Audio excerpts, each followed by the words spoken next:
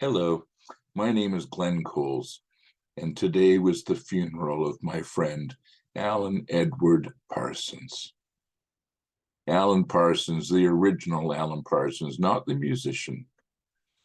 Alan was born in England, May 29th, 1945, and when he was about 6 years old, they moved over to Hong Kong.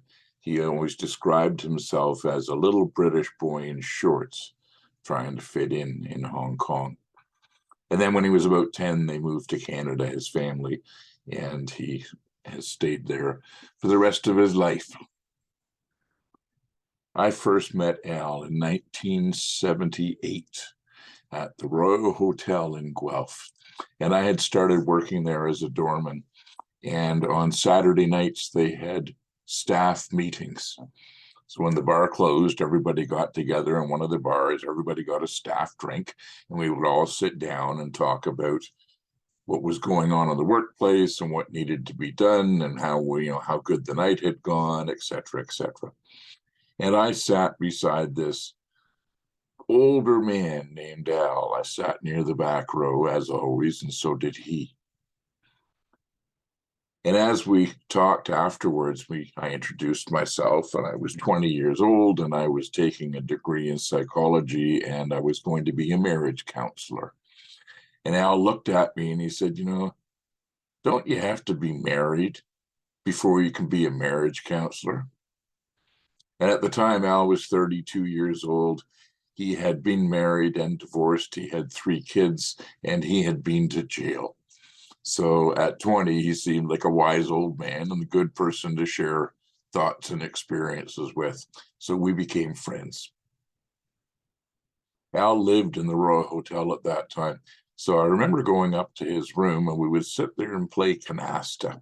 He had a nice little table by the window and we would play canasta. And outside the window, we could look across the street and see the lineup for the movie theater. So we would sit there and have a drink and have a smoke and watch the lineup and play cards. And when the lineup got down to the last 2 or 3 people, we would get up, walk out the fire exit out the back across the street and walk into the movies. Saw a lot of movies with Al in those days. To give you a time frame, one of the movies we saw there was Rocky 1, not 7 or 8.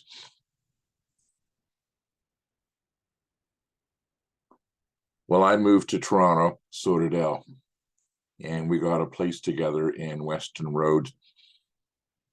Al and I lived together 4 different times in four different places over the years. And in this first place, Weston Road, he did what he did throughout most of the years, and that was work at bars. He was always involved with the opening and startup of bars that usually became very successful. And when we lived on Weston Road, he worked at a bar called the Rotunda, which is on Dufferin. There's a building that looks like the Coliseum, a big red brick building.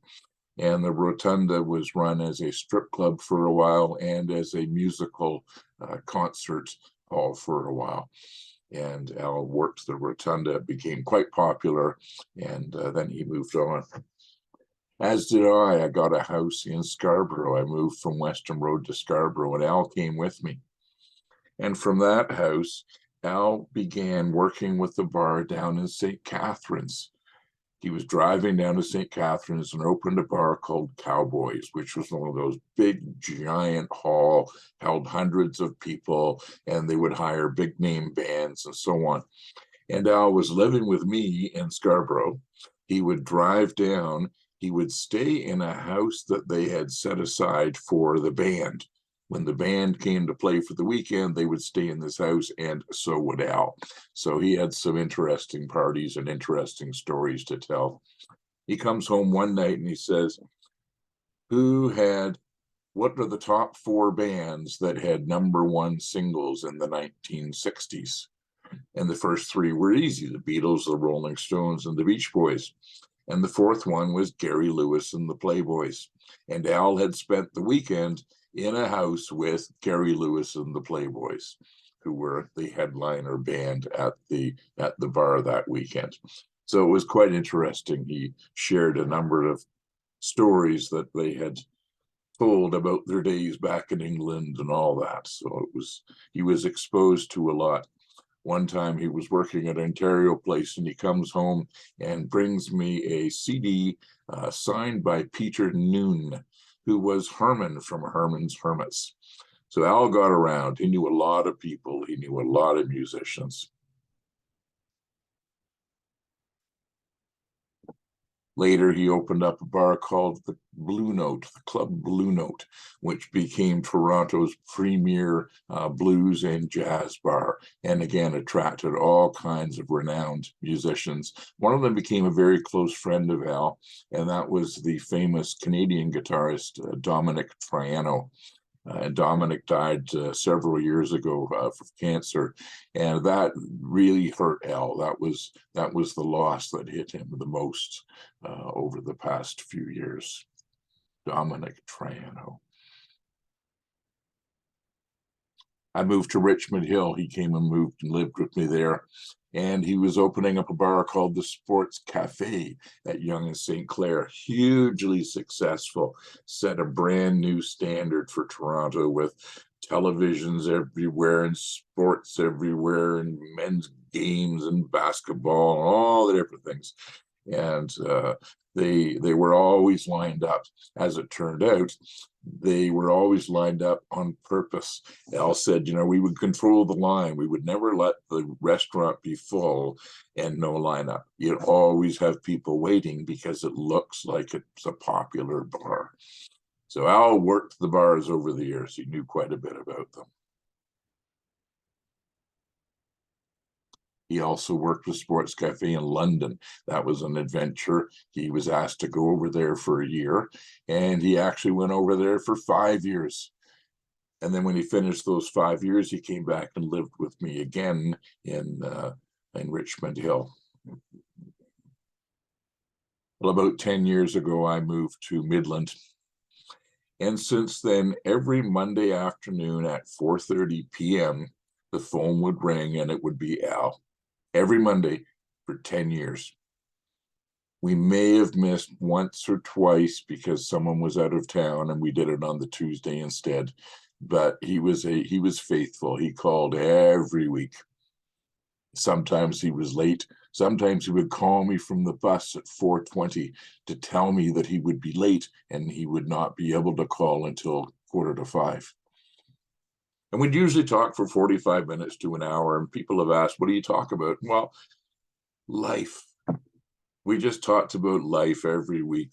How is your week? What's up? We talk about sports and weather and news and people, and we just talked, and I really enjoyed that, and I miss that already. Monday afternoons at 4:30.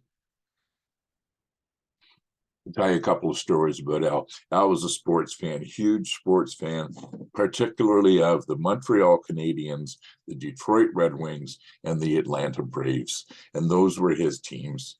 And nothing was shaking him. If they weren't in the playoffs, then he didn't really care about the playoffs. The one year, December 30th of 1979, Al and I were sitting at the Royal Hotel and we're having a drink. And we're talking about New Year's Eve. Tomorrow night's New Year's Eve at the Royal Hotel. The band sucks. It's going to be boring. And Al says, well, Montreal Canadiens are playing the Russians tomorrow night. I said, yeah, let's do that. So Al and myself and another guy went home, got a couple hours sleep, got up in the morning, hopped in the car, drove 6 hours to Montreal. We got tickets to the game, and New Year's Eve of 1979, we watched the Montreal Canadiens beat Team Russia. And Al's hero, Guy Lafleur, had 2 assists in that game. So that was one of our adventures. We did that more than once, but that particular New Year's Eve was one of the memorable ones. Another time we went and bought tickets from a scalper, and the scalper sold us these tickets and said, oh, you'll love these seats. They're right behind Guy Lafleur. And they were. They were up in the rafters about 60 rows back, but we were right behind Guy Lafleur. One time Al had a job as a movie extra. He picked up some money going in and being an extra in the movies. And it's here where Al learned to be invisible. Because he said, you know, if you're in a restaurant scene in the morning having breakfast, and then they want to do an evening scene with people having dinner, they can't have the same people sitting in the background. So in the morning scene, he would go in and he would have a newspaper so that when they finished the takes, they hadn't seen his face, so they could use him again in the dinner scene later on. So he learned all the tricks. And one time he came home and he had, I was living at Young and Steele's with him at that point on a street called Tan Green. And Al had the shortest hair I'd ever seen. It was just this ridiculously short, not a brush cut, but it was like a 1930s haircut. And it turned out he'd been hired as an extra to work on this movie. And that day they had selected him to be the stand-in for Paul Newman. He was the same height, he was the same size, and Al had to be dressed identically to Paul Newman, including the haircut. So they got him all ready, and then they would have Al stand there while they got the cameras in line and the lights all ready and everything else. And then Al would step away, and Paul Newman would come in and do his scene. So Al got to play Paul Newman for a day. That was a fun day. He was on the news and everything. One time at our cottage, a bunch of us had gone to the cottage, and there was this one area where you could climb a path around, and there was a cliff about 25 feet high where you could jump off the cliff and into the water and splash. And the water was very deep, so it wasn't dangerous at all, but it was still a 25-foot jump. And we're there, and we're all jumping in the water, and Al says, I want to do that, but there's only one problem. Al doesn't know how to swim. So we get him all geared up, tied in with a special life jacket and everything else, and Al gets to the top, and sure enough, he jumps off 25 feet, splash into the water, and then he just starts to bob in the water because the floater's working, and we took the boat over, we picked him up, pulled him into the boat, and Al has jumped off the cliff. He was an adventurous sort at times. He got himself in interesting situations in his life. But that same day after we'd done the cliff jumping, we went up the river towards a town called Norlands, which is near the cottage. And it was a perfect day. It was a sunny, beautiful, warm. The water was warm. And we had tire tubes. And every one of us had our own tube. And you would sit in the tire tube and float down the river. And there was a boat there where we had a cooler full of beer. So you'd paddle your tire over to the boat and grab another beer, and you'd then float. And we spent the entire afternoon gently drifting down the river. And over the years, Al always said to me, you know, that day on the river, he says, that's my version of heaven. So today I will pour myself a drink.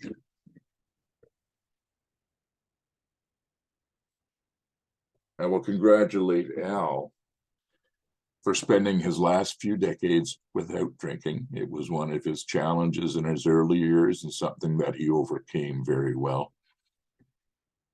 And I will raise a toast to Mr. Alan Parsons, my friend. I'll see you later in heaven for some canasta.